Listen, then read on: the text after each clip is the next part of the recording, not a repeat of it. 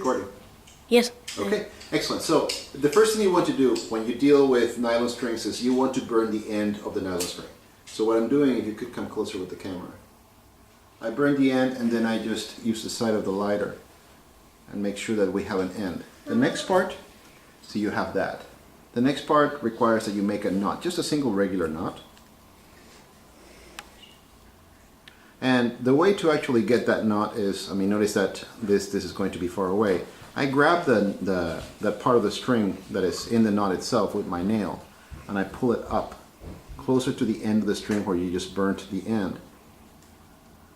And now you have both a burnt end and you have a knot right there. That's going to help a lot. Now, the other part on a regular guitar bridge that basically has a 6-hole tie-in block. Some tie-in blocks, this is the tie-in, right? This part here. Sometimes there are 2 holes per each one of them. In this case, we have a single one, which is the standard. You're going to come underneath with this string, right? I'm going to go underneath, like so. And then I'm going to come over and try to come yet underneath this part. So let me do it one more time. It's like this. This is a tie part, the tied part. Come underneath, right? And then come around and underneath this part that is right by a tie end.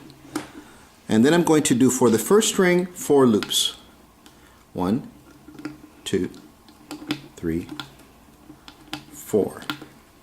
And I hold it this way. I make sure that my end, I just pull this in tension, and I make sure that my end over here is on this part of the bridge, on the side underside. You don't want to be on the rim, or you don't want to be on top, otherwise it's going to come undone. Okay, and then you just basically hold this in tension. With my index finger, I hold this in place, stick the string through. Now, a lot of people tend to make a lot of knots in here. I bring it up in the other side and I just braid the string. What do I mean by that? I just grab both ends and I'm just going to run the string underneath, and I do it again 4 times. 1, 2, 3, and 4. Pull this in tension. You can actually bring this closer to the drum. This is the drum right here. And I hold this in place, and then I actually tie the string clockwise, right? Make sure that you hold it until it's grabbed there. Okay, and then once that actually is past the end of the string that you were holding, it should actually stay in place. And then immediately try to bring that string up to pitch. Now, a little bit of advice: sometimes the string tends to rattle if it's too close to that side. Sometimes it's good to actually pull it so that it's further away.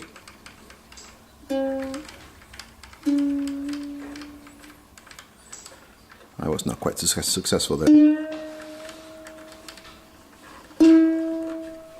And that is how to tie a treble string. And stuff. Yep.